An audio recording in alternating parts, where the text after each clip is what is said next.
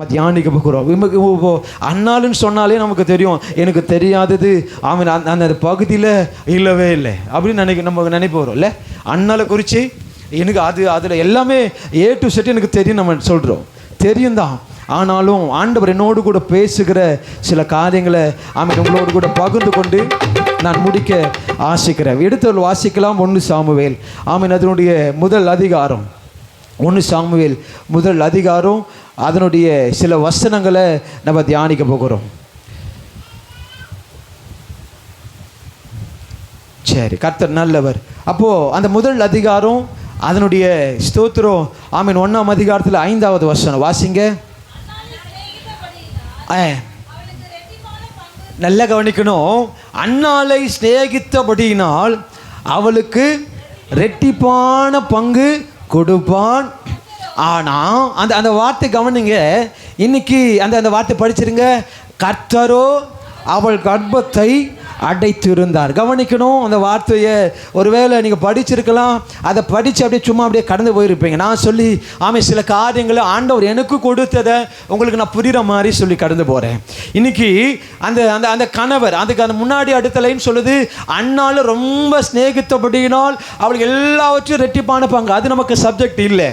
அடுத்த வார்த்தை சொல்லுது, கர்த்தரோ அவள் கர்ப்பத்தை அடைத்திருந்தார். 6வது வசனம், கர்த்தர் அவள் கர்ப்பத்தை அடைத்தபடியினால் இத காரணம் குறித்து அவளுடைய சக்கலத்தில் அவளை துக்கப்படும்படியாய் அவளை மிகவும் உஷ்ணப்படுத்தினாள். 7வது வசனம், அவள் கர்த்தருடைய ஆலயத்துக்கு போகும் சமயத்தில் அவள் வருஷந்தோறும் அந்த பிரகாரமாய் செய்வான். இவள் அவளை மனமடி வாக்குவாள். அப்பொழுது அவள் சாப்பிடாமல் அழுது கொண்டிருப்பாள். போதும்.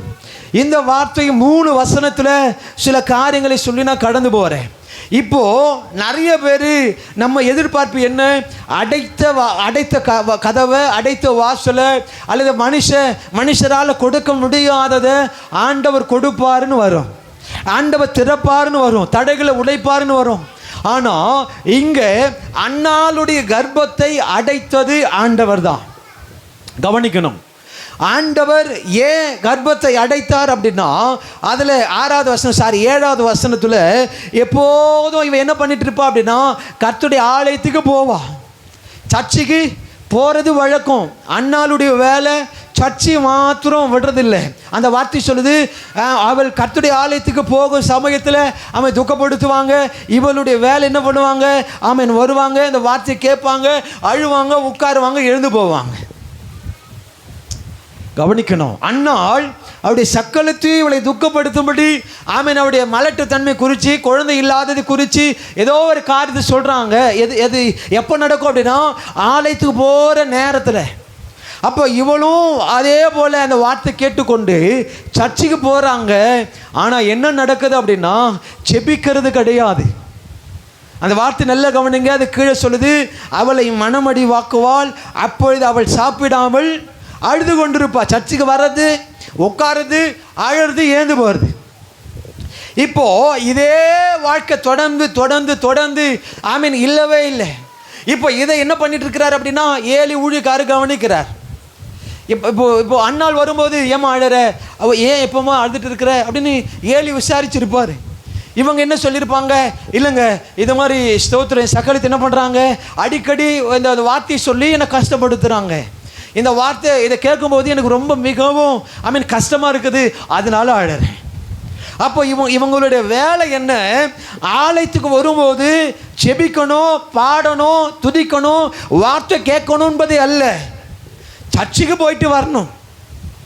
இப்போ ஆண்டவரே அடைத்ததின் நோக்கம் அதுதான். இன்னைக்குடைய தலைப்பு என்ன அப்படின்னா, நெருக்கப்படுதல் கிறிஸ்துவ வாழ்க்கையில் அவசியம். கஷ்டப்படுறது அவசியம், நெருக்கம் நீ சொல்ற. ஆனால் ஆண்டவருடைய பார்வையில் அது நமக்கு அவசியம் ஆண்டவர் எதிர்பார்க்கிறார். இப்போ இதே வசனத்தில் நம்ம வாசிக்கும் போது 11வது வசனத்தை கூட வாசித்துருங்க. சேனைகளின் கர்த்தாவை எப்போ? வருஷந்தோறும் ஜெபிக்கிறது இல்லை, வருஷந்தோறும் ஆண்டவரை துதிக்கிறது இல்லை, வருஷந்தோறும் ஆலயத்துக்கு போவது மாத்திரம் சரியா வரும்போது ஒரு நாள் முடிவெடுக்கிறாங்க, ஆண்டவரே இனி என் வாழ்க்கை எப்படியே நான் விட்டுக்கூடாது, இனி என் வாழ்க்கை இப்படியே போகக்கூடாது, இதுக்கு மாறா ஆண்டோடைய சமூகத்தில் நான் ஒரு விடுதலையை பெற்றுக்கொள்ளணும்னு முடிவெடுக்கிறாங்க.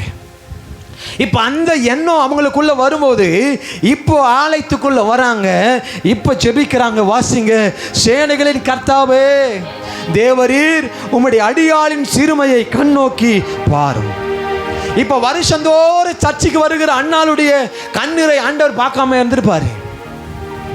ஆண்டவர் ஆமேன் அண்ணாள் மூலையில் உட்காந்துட்டு போறது வேலை பார்க்காம இருந்திருப்பாரு.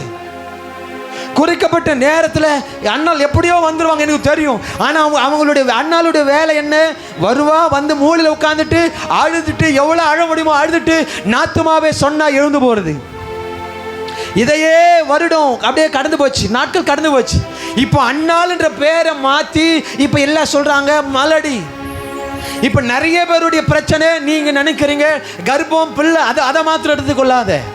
இன்னைக்கு நிறைய பேருடைய ஆசீர்வாதம், நிறைய பேருடைய விடுதலை, நிறைய பேருடைய நன்மை எப்போ எது வரைக்கும் பெற்றுக்கொள்ளாத வரைக்கும் உடனே ஆண்டவரே இறங்குன்னு யாரும் ஜெபிக்கிறது கிடையாது. இந்த வார்த்தை அழகா சொல்லுது, சேனைகளின் கர்த்தாவே தேவரீர் உம்முடைய அடியாளின் சிறுமையை கண்ணோக்கி பாரும். எப்போ? நீ ஆரம்பத்திலேயே ஜெபித்திருந்தா எந்த அளவுக்கு கஷ்டப்பட தேவையில்லை. நீ ஆரம்பத்திலேயே முழங்கால் படிட்டு ஆண்டவரே இறங்கும் உதவி செய்யும்னு சொல்லியிருந்தா இவ்வளோ அழுகையின் சத்தம், இவ்வளோ கூக்குரின் சத்தம், இவ்வளோ கண்ணீர், இவ்வளோ போராட்டம் இல்லை. இப்போ அண்ணாளுடைய வேலை வர்றது, உட்கார்றது, எழுந்து போகிறது. பிள்ளைக்கு மாத்திரம் சொல்ல, கர்ப்பத்துக்கு மாத்திரம் சொல்ல. இன்னைக்கு நிறைய பேருடைய ஆசீர்வாதமும் இன்னைக்கு மலட்டு தன்மையாக தான் இருக்குது. நிறைய பேர் பெற்றுக்கொள்ள வேண்டிய ஆசீர்வாதம் நிறைய மாதங்கள், நிறைய வருஷங்களை கடந்து போயாச்சு. இப்போ கடைசியாக ஒரு தீர்மானம், கடைசியா வேற வழியே இல்லை, ஜெபிக்கிறாங்க, என் சிறுமையை கண்ணோக்கி பாருங்க ஆண்டவரே. நான் சொல்றேன் போராட்டம் வர்றதுக்கு முன்னாடியே நீ ஜெபம் பண்ணிருந்தா ஆண்டவர் மாற்றி போட்டிருப்பாரா இல்லையா? வாழ்க்கையில் அழுக வருது, அடிக்கடி பலவீனம் வருது, அடிக்கடி சண்டை வருது, அடிக்கடி குடும்பத்தில் சமாதானம் இல்லை, அடிக்கடி குடும்பத்தில் ஆமென் தேவையில்லாததெல்லாம் நடக்குதுன்னு சொல்லும் போதே, நினைக்கும் போதே, பார்க்கும் போதே நீ முழங்கால் படிட்டு ஆண்டவரே என் சிறுமையை கண்ணோக்கி பாருன்னு ஜெபிப்பது இல்லை. கடங்காரெல்லாம் நிற்கும் போது, எல்லா மனுஷரும் கிண்டல் பண்ணும்போது, எல்லா மனுஷரும் கேலி பண்ணும்போது கடைசியாக செபிக்கிறாங்க, என் ஆண்டவரே உம்முடைய அடியாளின் சிறுமையை கண்ணோக்கி பார்த்து உம்முடைய அடியாளை மறவாமல் நினைத்தருளும். அடுத்த லைன் சொல்லுது, நீர் ஒரு ஆண் பிள்ளை கொடுத்தா அவனை உயிரோடு இருக்கிற சகல நாளும் நான் அவனை உமக்கு ஒப்பு கொடுக்கிறேன், அவன் தலையின் மேல் சவரக்கண் கத்தி படுவதில்லை என்று பொறுத்து பண்ண. அதை விட்டுருங்க. இப்போ நான் சொல்றேன், பிரச்சனை ஆரம்பிக்கும் போது ஆண்டவரே ஏன் இந்த பிரச்சனை என் வாழ்க்கையில் வருது, ஏன் இந்த உபத்திரம் வருது, நான் இப்படி இருக்கணும்னு நினைச்சு ஆரம்பிச்ச சில காரியங்கள் ஏன் அது தவறுதலா மாறுதலா போகுது என்பதை நீ ஆரம்பத்திலேயே நீ ஜெபித்திருந்தா. இப்போ நிறைய பேர் குடும்பமா இருக்கும்போது குடும்பத்துக்காக ஜெபிப்பது கிடையாது. கவனிக்கணும், குடும்பமா கணவன் மனைவி பிள்ளைங்க தாய் தகப்பன் மாமியார் மாமனார் குடும்பமா இருக்கும்போது ஜெபிக்காது. ஒவ்வொரு நபரா பிரிந்து போகும்போது தனியாலா கடைசியா சொல்லுவாங்க நான் அனாதியா கைவிடப்பட்டுட்டுங்க. அப்போ ஜெபிக்கும், ஆண்டவரே இந்த அனாதியின் சத்தத்தை கேளு. இல்லை, நீ குடும்பமாய் இருக்கும்போதே குடும்பமாய் சேர்ந்து ஜெபித்திருந்தா, ஒரு மனதின் ஆவியோடு ஜெபித்திருந்தா சில போராட்டங்களை நீ மேற்கொண்டு இருக்கலாம். ஆனா எப்போ ஜெபிக்கிறோம் அதுதான் பழமொழி சொல்லுவாங்க, 5 விளையாதது நீ வளைக்கும் போதே, நீ சரியாகும் நினைக்கும் போதே, அது ஆரம்பத்திலேயே அது சின்ன விஷயத்திலே நீ ஜெபிக்க ஒப்பு கொடுக்க ஆண்டவருடைய சமூகத்தை தேடி வந்திருந்தா இத்தனை ஆண்டுகள் நீ அவமானப்பட தேவையில்லை.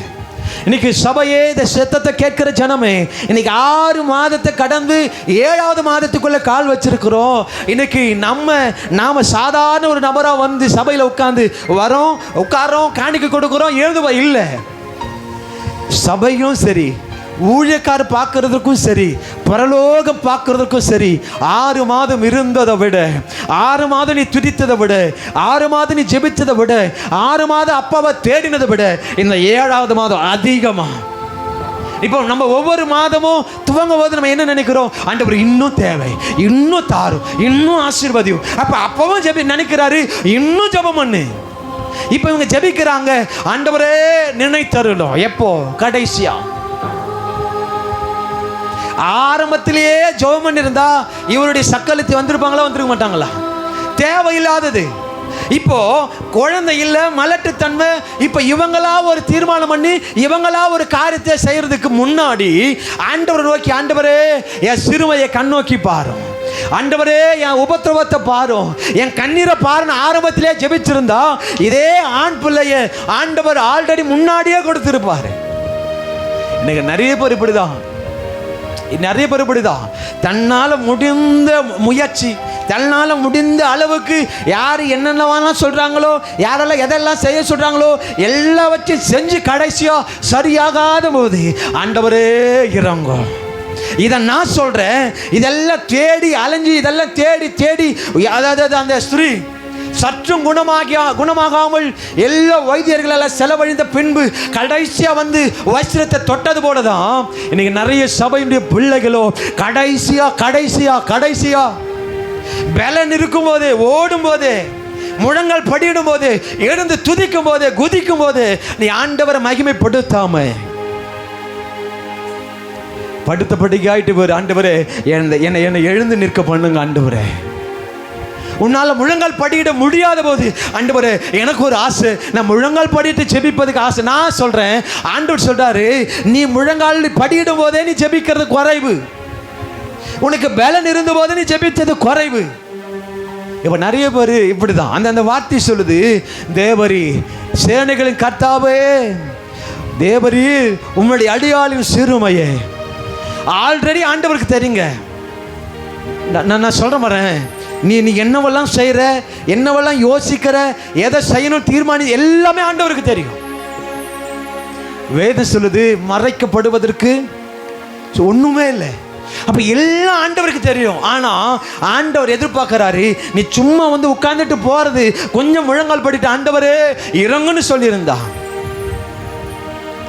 அதுதான் அந்த வார்த்தை சொல்லுது. சங்கீதம் 119:71 தாவீது சொல்றாரு, நான் உபத்திரப்பட்டது. இப்பதான் ஜெபிக்கணும்னு எண்ணம் வருது அண்ணாளுக்கு. அது வரைக்கும் ஜெபம், அது வரைக்கும் கண்ணீர், அது வரைக்கும் ஒரு வெகு நேரம். அதுதான் எனக்குள்ள ஒரு கேள்வி. ஏன் ஏலி ஆமீன் அண்ணால பார்த்து ஒரு கேள்வி கேட்கிறார், ஏன் ஒருவேளை நீ குடிச்சிருக்கிறியான்னு கேட்கிறார். ஏன் அந்த கேள்வி எனக்கு ரொம்ப நாளாக அந்த கேள்வி. நல்லா கவனிக்கணும். ஒரு விசுவாசி வருது, அது என்ன சூழ்நிலை வருது ஊழியக்காருக்கு தெரியும். ஆனா இப்ப ஏலி புதுசா ஒரு கேள்வி கேட்கிறாரு. என்ன கேட்கிற, நீ ஒருவேளை குடித்து வரித்திருக்கிறியோ? காரணம் என்ன? இது வரைக்கும் வருவேன் நாத்தமாவேன்னு சொன்னதை எழுந்து போயிடுவேன். ஆனா இப்போ எழுந்து போல முழங்கால் படிட்டு இருக்கிற, துதிக்கிற, ஜபிக்கிற, வாயின் வார்த்தை வெளியில் வரல. ஆனா முணுமுணுக்கிற, கண்ணீர் தாரையா போகுது. காரணம் என்ன? ஊழியக்காரர் அப்பதான் பார்க்கிறாரு, அண்ணால் வந்தா, ஆனா இதுவரைக்கும் ஜெபம் பண்ணதில்லை, இப்பதான் புதுசா என்ன பண்றா சொல்லுங்க, இப்பதான் புதுசா ஜெபிக்கிறத ஊழியக்காரர் பார்க்கிறார்.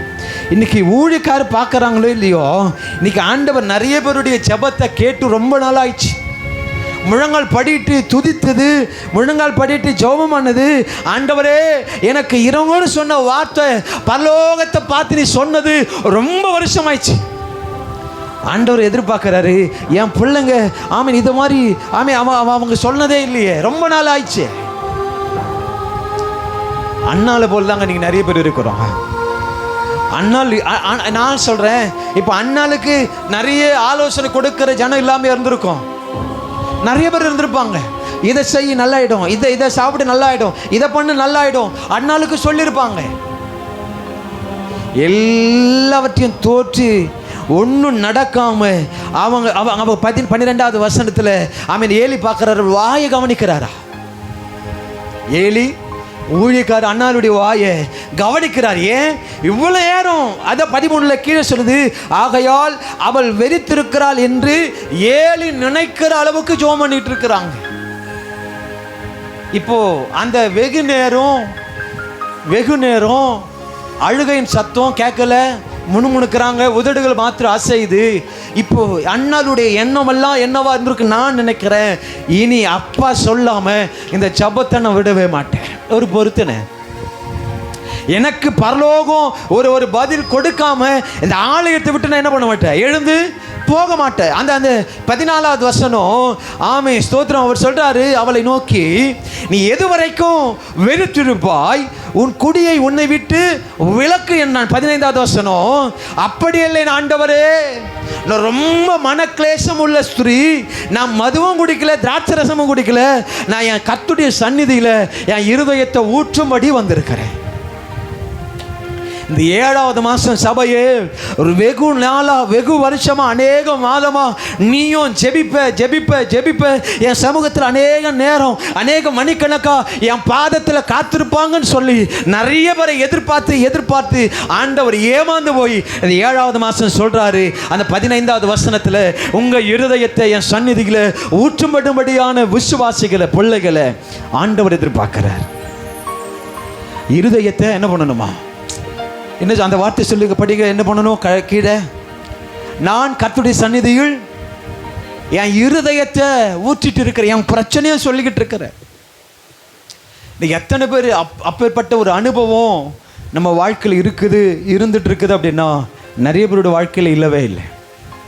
அந்த வார்த்தை சொல்லுது, இன்னைக்கு உண்மையாகவே இந்த 7வது மாதத்தில் உன் இருதயத்தை ஊற்றணும். அப்போ அண்ணாளுக்கு அவருடைய கணவர் என்ன பண்ணுறாரு? ரெட்டிப்பான பங்கு, சந்தோஷம், எல்லாவற்றையும் பார்க்கலாம். அதுதான் அந்த வசனம் சொல்லும், எல்லாரையும் பார்க்கலாம். படிங்க, அந்த வார்த்தை படிங்க பார்க்கலாம். 8வது வசனம், 8வது வசனம் பைபிள் வச்சிருக்கிறீங்களா? அவன் புருஷனாகிய எல்கானா அவளை பார்த்து, அன்னாலே ஏன் அழுகிறாய், ஏன் சாப்பிடாது இருக்கிறாய், ஏன் சஞ்சலப்படுகிறாய், 10 குமாரரை பார்க்கிலும் நான் உனக்கு அதிகமாக, நீயும் கவலைப்பட, நான் உன் கூட இருக்கிறேன். மாறாது. மனுஷனுடைய வார்த்தையில் ஒரு நாளும் மாற்றம் வராது. மனுஷன் சொல்ற ஒரு வார்த்தையும் ஆமீன் விடுதலை வராது.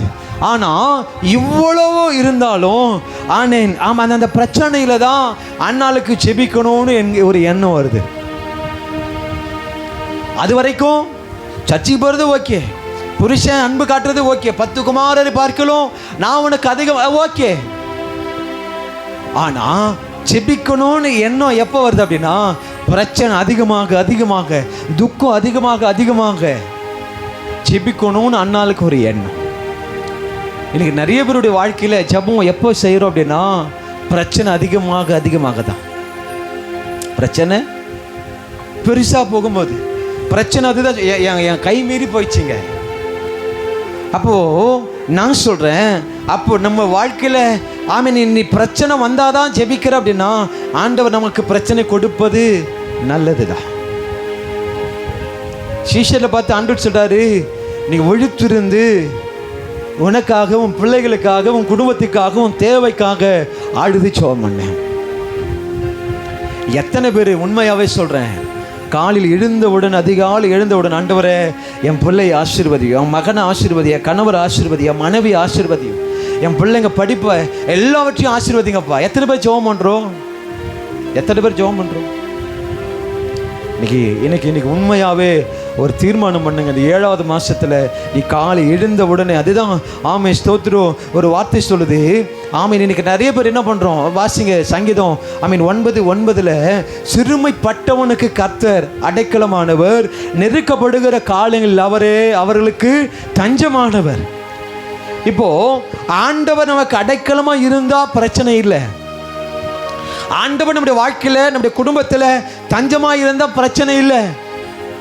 அப்போ பிரச்சனை வந்து ஆண்டவர் பார்த்துக்கொள்வார். யெகோவா ஈரே, எல்லாவற்றையும் அவர் பார்த்துக்கொள்வார். ஓகே. ஆனால் இன்னைக்கு நிறைய பேருக்கு ஆண்டவர் சத்ருவாக இருந்தா, ஆண்டவர் விடுவிக்க கூடாதபடி இருந்தா, எப்படி நீ ஜெபம் பண்ணாலும் உன் ஜெபம் கேட்கப்படாது. சொல்லுங்க, உன் ஜெபம் அதுதான் 1 சாமுவேல் 28ஆம் அதிகாரத்தில் ஆமே ஸ்தோத்திரம் வாசிங்க 16வது வசனம். 1 சாமுவேல் 28:16. அதற்கு சாமுவேல், கர்த்தர் உன்னை விட்டு விலகி உனக்கு சத்துருவா இருக்கும்போது நான் என்ன பண்ண முடியும்? என்கிட்ட போய் கேட்குறேன்.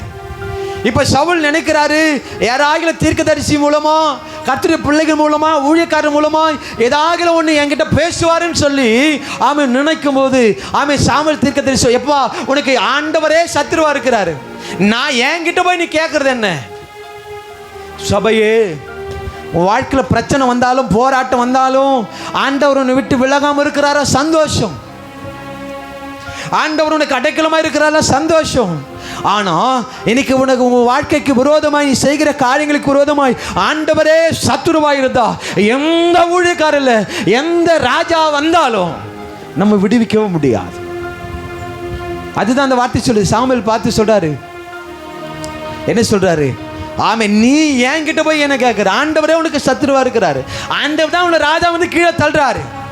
அது கீழே வசனம் சொல்லுது 17வது வசனத்தில் மேலே, கர்த்தர் என்னை கொண்டு சொன்னபடியே செய்து முடித்து உன் கையில் இருந்து ராஜ்யத்தை என்ன பண்ற பறித்து அதை உன் தோழனாகிய தாவீதுக்கு கொடுத்துட்டாரு. இனி இனி இதை நல்ல கவனிக்கணும்.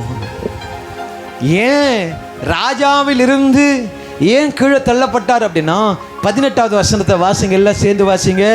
ஏன் ராஜாவின்கிற பதவியிலிருந்து ஏன் தாவீதுக்கு அந்த பதவி போச்சு அப்படின்னா, 18வது வசனம், நீ கர்த்தருடைய சொற்கேளாமலும் அமலேக்கின் மேல் அவருக்கு இருந்த கோபத்தின் உக்கிரத்தை தீர்க்காமலும் போனபடியினால் கர்த்தர் இன்றைய தினம் உனக்கு எந்த பிரகாரமாய் எதனால தான் செய்கிறார்?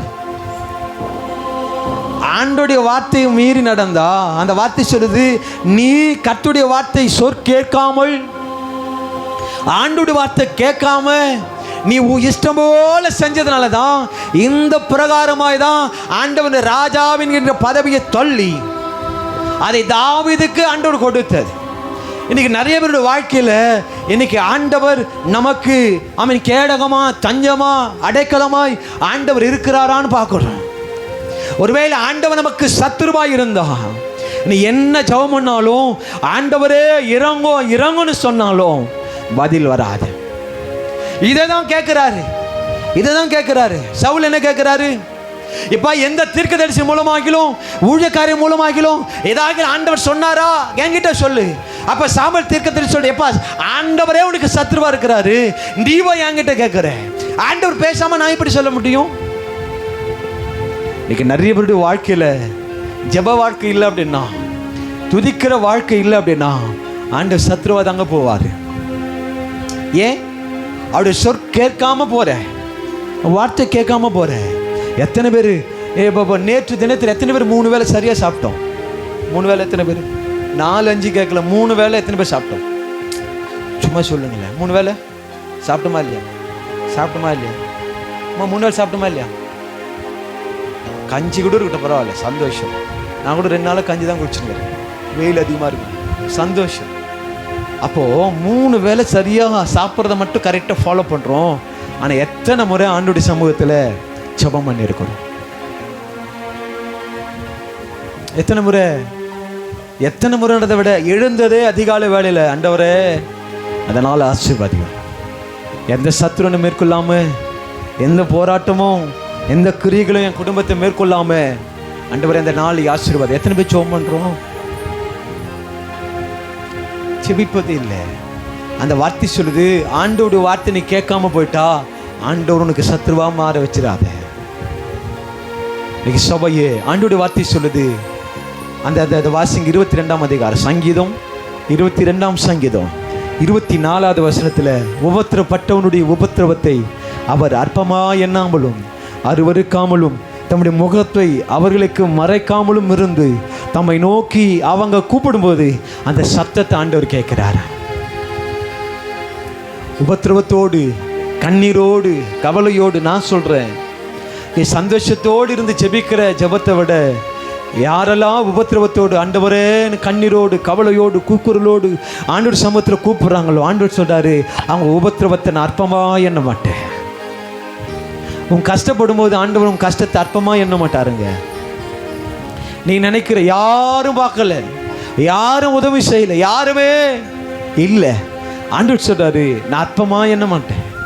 உன் கண்ணீரை நான் காண்கிறேன். உன் நீ கவலைப்படுறது, நீ எந்த அளவுக்கு துக்கப்படுற, எந்த அளவுக்கு தனிமையில் அழற என்பது எனக்கு தெரியும். ஆண்டவர் சொல்றாரு, நான் உங்களுக்கு என் முகத்தை மறைக்கவே மாட்டேன். நீ எப்பெல்லாம் கூப்பிடுறிய உன் சத்தத்தை கேட்கிற ஒரு தெய்வம். 7வது மாசத்துல முதல் கூடுகையில சபையே எத்தனை பேர் ஆண்டவரை நோக்கி கூப்பிடுற? உன் தேவை நிமித்தம், உன் கவலை நிமித்தம், உன் கண்ணீர் நிமித்தம், உன் வாழ்க்கையில் வருகிற எல்லா உபத்திரவத்தின் நிமித்தம் எத்தனை பேர் ஆண்டவரே எனக்கு இறங்குன்னு சொல்ல போறேன். இந்த 7வது மாதம் ஒரு பொருத்தனை பண்ணுங்க. இந்த 7வது மாதம் 6 மாதம் இல்லாத ஒரு ஜெப வாழ்க்கை, 6 மாதம் இல்லாத துதிக்கிற வாய், 6 மாதம் இல்லாத உபவாசம், 6 மாதம் ஆண்டவர் தேடுகிற இல்லாத வித்தியாசம் இந்த 7வது மாசத்துல நீ அதிகப்படுத்திக்கோ. ஆண்டவர் சொல்றாரு, அதிகப்படுத்து. அந்நாள் அது வரைக்கும் இல்லை, துன்பம் அதிகமாக, பிரச்சனை அதிகமாக, துக்கம் அதிகமாக. அப்போ வந்து சேனைகளின் கர்த்தாவே அப்படி அடியாளுடைய ஆமீன் என்ன பண்ணுங்க, அடியாளு மேல நோக்கமா இருங்க. இன்னைக்கு உங்க பிரச்சனையிலும் நீ ஆண்டவர் பிரச்சனை வந்தாதான் நீ ஆண்டவர் கூப்பிடுற அப்படின்னா, ஆண்டவர் உங்களுக்கு பிரச்சனை கொடுப்பது நல்லது தான். ஜெபம் வாழ்க்கை அடுத்த கட்டத்துக்கு உன்னை கொண்டு போகணும். ஜெபம் அதே இடத்துல நம்ம தேங்கி நிற்காம அடுத்த நிலைக்கு கொண்டு போவது தான் ஜெபம். அப்போ இந்த ஜெபம் நீ ஜெபம் செய்ய உன் வாழ்க்கை அடுத்த கட்டத்துக்கு உயர்ந்துக்கிட்டே இருப்ப. இன்னைக்கு ஜெபம் இன்னைக்கு ஒரே ஒரு காரியம் தான். எதுக்கெல்லாம் நீ நேரத்தை அதிகமாக செலவிட்டுருக்கிறியோ அதெல்லாம் பொருட்படுத்தாம ஆண்டவருடைய சமூகத்தில் அதுக்கு நிகரா, அதுக்கு மேலே வேணும். போய் தேவையில்லாமல் பக்கத்து வீட்டில் போயிட்டு கதை பேசுகிறத விட, பக்கத்து வீட்டில் போயிட்டு நீ சில காரியங்களை பகிர்ந்து கொள்வதனால ஒரு பிரயோஜனமும் இல்லை. உன் சத்தத்தை கேட்கிற ஒரு தகப்பன் இருக்கிறார், உன் கண்ணீரை காண்கிற ஒரு தகப்பன் இருக்கிறார். உண்மையாகவே சொல்கிறேன். ஆண்டவர் சொல்கிறார், உபத்திரப்பட்டனுடைய உபத்திரவத்தை ஒரு நாளும் அற்பமாக எண்ண மாட்டார். நீ போய் பக்கத்து வீட்டில் சொல்கிற, நீ போய் மனுஷங்கிட்ட சொல்கிற, உன் கவலையை உன் துக்கத்தை சொல்கிற, அவங்க என்ன பண்ணுறாங்க, நீ எதிர நல்லா பேசுகிறாங்க, ஆறுதல் படுத்துகிற மாதிரி இருக்கும். ஆனால் நீ போயிட்டு பிறகு அதை சொல்லி மற்றவங்கிட்ட என்ன பண்ணுறாங்க, கிண்டல் பண்ணி கேலி செய்கிறாங்க. இன்னைக்கு ஆண்டவர் சொல்கிறாரு, உபத்திரப்பட்டனுடைய உபத்திரவத்தை அற்பமாக எண்ணாமல் அவங்களுக்கு என் முகத்தை என்ன பண்ண மாட்டேன், மறைக்க மாட்டேன். அவங்க என்னை நோக்கி கூப்பிடும்போது அவங்க சத்தத்தை நான் கேட்குறேன்னு சொல்கிறாங்க. நீ எத்தனை பேர் சத்தத்தை கேட்கிற தகப்பன் எடுத்து சொல்ல போறியா, அல்லது உனக்கு பின்னாடி பேசுகிற கூட்டத்தில் போயிட்டு ஓ ஸ்தோத்திரம் அந்த பிரச்சனையை சொல்ல போறியா? அதான் புலம்பல் 2:19 வாசிக்கிற, எழுந்துரு ராத்திரியில் முதல் சாமத்தில் கூப்பிடு. எப்போ? முதல் சாமம். பிரச்சனை அதிகமாகதா பரவாயில்ல, அவர் வசனம் சொல்லுது, வெள்ளியை புடம் விடுவது போல தான் சில பேரை புடம் விடுறார். பிரச்சனை வரட்டும் பரவாயில்ல, பிரச்சனை இல்லாத வாழ்க்கை கிறிஸ்தவ வாழ்க்கையே இல்லை. நிறைய பேர் சொல்கிறோம், நான் இயேசுக்குள்ளே வந்துட்டேன் எனக்கு பிரச்சனையே இல்லை அப்படின்னா நீ கிறிஸ்தவர்களே கிடையாது. அப்போது கிறிஸ்தவ வாழ்க்கை என்பது பிரச்சனை வரும், பாடுகள் வரும், உபத்திரம் வரும். ஆனால் நீ ஆண்டவரை நோக்கி கூப்பிடும்போது அதை விடுவிக்கப்படும். அப்போது அந்த வார்த்தை சொல்லுது, என்ன பண்ணணும், முதல் ஜாமத்தில் எழுந்து உன் தேவைக்காக, உன் குடும்பத்துக்காக, உன் சூழ்நிலைக்காக ஆண்டவர் சமூகத்தில் என்ன பண்ணணும் சொல்லுங்க, என்ன பண்ணணும்? அதுதான் நானே சொல்லி தேஞ்சு போன ஒரு காரியத்தை திரும்ப சொல்கிறேன். எதோதுக்கோ வச்சு அலாரம். இந்த 7வது மாதத்தில் செபிக்கிறதுக்காக அலாரம் வை. எழுந்துரு. 3 முறை 4 முறை எழுந்திருக்கிறது கஷ்டமாக இருக்கும். அதிகாலை வேலையில் நிறைய பேருடைய தாட்டு என்ன, ஏன்பா வாக்குதத்த ஆராதனைக்கு வரல அப்படின்னா அப்போ தான் தூக்கம் வருதுன்றோம். அப்போது இப்போ நம்ம செபிக்கணும். நல்லா இருக்கும்போது தூக்கம் வருது, நல்லா இருக்கும்போது தூக்கம் வருது. கவலை வந்துட்டா தூக்கம் மாத்திரை போட்டால் கூட தூக்கம் வர மாட்டேங்குது இல்லை? அப்போது தூங்குற அப்படின்னா அது உண்மையாகவே சொல்கிறேன். ஆண்டவர் சொல்கிறாரு, 1 மணி நேரமாவது எனக்கு தேவையில்லை. ஐயோயோ ஏசப்பா சிலுவையில் தேவையே இல்லை. உனக்காகவும், உன் பிள்ளைகளுக்காகவும், உன் குடும்பத்துக்காகவும், உன் தேவைக்காகவும், எது அவமானத்துக்காக, நிந்தனைக்காக, உன் வெட்கத்துக்கு மாறா நீ என்ன பண்ண? 1 மணி நேரம் சொல்லுங்க, 1 மணி நேரம். 8 மணி நேரம் செஞ்சால் தானே கம்பெனியில் உனக்கு சம்பளம் போடுறான். 1 மணி நேரம் பர்மிஷன் வந்தால் கூட அதை மைனஸ் பண்ணுறான். மாதம் ஃபுல்லாக வேலைக்கு போகிறோம், ஒரு நாள் லீவ் எடுத்துட்டா அந்த சம்பளத்தை என்ன பண்ண மாட்டேறாங்க. நீங்கள் சபையை உணர்ந்து கொள்ளுங்க. நான் முடிக்கிறேன். இன்னைக்கு 1 மணி நேரம் கூட விட்டுருங்க, ஒரு 10 நிமிஷம் ஆகிலும் அந்த வார்த்தை சொல்லுது, எழுந்துரு, ராத்திரியில் முதல் சாமத்தில் கூப்பிடு, ஆண்டோடைய சமூகத்தில் உன் இருதயத்தை தண்ணீரை போல ஊற்றி விடு. எத்தனை பேர் ஊற்ற போகிறேன்? ஒரே ஒரு காரியத்தை சொல்லி நான் போகிறேன். இப்போ பலவீனத்தில் எந்த அளவுக்கு அழுறமோ, பிரச்சனையில் எந்த அளவுக்கு அழுறமோ, அந்த அழுக உண்மையாகவே நான் சொல்கிறேன் பாருங்களேன், ஒரு ஊழியக்காரர் சொன்ன காரியத்தை அது உங்களுக்கு பிரயோஜனமாக இருக்கும். இன்றைக்கி அதுதான் ஏற்கனவே ஒரு முறை சொல்லியிருக்கிறேன். நீ முழங்கால் படிட்டு உன் பிரச்சனையில் ரொம்ப ஆபத்துன்னு வச்சுங்களேன், அந்த பிரச்சனையில் ஒருவேளை முழங்கால் படிட்டு நீ ஜெபம் பண்ண, ஆண்டவர் அந்த பிரச்சனையில் விடுதலை கொடுத்தார் அப்படின்னா, நீ முழங்கால் படிட்டு தான் ஜெபம் பண்ணணும். எப்போ ஜெபம் பண்ணாலும் முழங்கால் படிட்டு தான் ஜெபம் பண்ணணும். இப்போ பிரச்சனையில் நீ அழுது ஜெபம் பண்ணுற அப்படின்னா, நீ எப்போ ஆண்டோடைய சமூகத்தில் போனாலும் அழுது ஜெபம் பண்ணு. அந்த ஜபத்துக்கு பதிலை கொடுத்தாரு, இப்போ ஜபிக்க வர ஜபத்துக்கும் பதில் கொடுப்பார். ஜெபம் எப்படி ஆகலே ஜெபம் பண்ண. அந்த வார்த்தை சொல்லுது, எழுந்துரு, முதல் ஜாமம். எது முதல் ஜாமம்? எது முதல் ஜாமம்? விஷ் ஹாப்பி பர்த்டேன்னு விஷ் பண்ணுறோம்ல, திருமண நாள் வாழ்த்துக்கள்னு விஷ் பண்ணுறோம்ல, அதுதான் முதல் ஜாமம். 12 அப்படி வந்துட்டா போதும். நம்ம ஒன்று கூட வராது, அது அரை தான் வரும் பொழுது, ஒன்று கூட போகாது, ஒரு நிமிஷம் கூட போகாதுல்ல, அப்படி விஷ் பண்ணுறோம். அவ்வளோ ஞானம்.